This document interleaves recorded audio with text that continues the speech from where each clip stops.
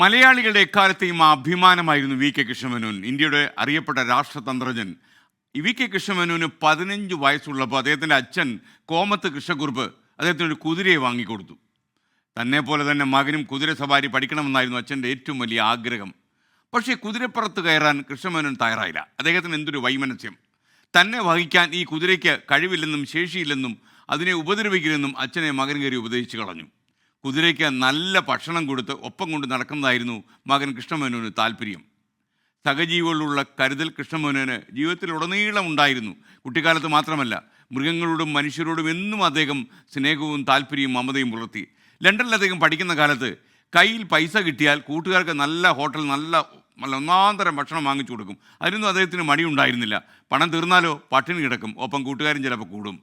മറ്റെന്തിനേക്കാളും സഹജീവി സ്നേഹവും കരുതലുമായിരുന്നു അദ്ദേഹത്തിൻ്റെ ഏറ്റവും വലിയ മുഖമുദ്ര. ജീവിതങ്ങളെ മഹത്തരമാക്കുന്നതും ഈ കരുതലും സ്നേഹവുമാണെന്ന് നമ്മൾ തിരിച്ചറിയുക. നമ്മൾ പട്ടിണി കിടന്നാലും അന്യൻ്റെ വയറ് നിറയ്ക്കാൻ കഴിഞ്ഞാൽ അത് ഗാന്ധിസമായി പോവും. എന്നാൽ പോലും അത് വലിയ കാര്യമാണ്. അന്യരോട് കരുണ കാണിക്കുന്നവർക്ക് ദൈവകാരുണ്യം ലഭിക്കാൻ അവകാശമുള്ളൂ എന്ന് ബൈബിൾ പറയുന്നത് പോലെ ഈ മഹത്തായ വാക്കുകൾ മനസ്സിൽ ഓർത്തുകൊണ്ട് നമ്മളൊരു നല്ല പ്രഭാതത്തിലേക്ക് നടന്നു കയറുക.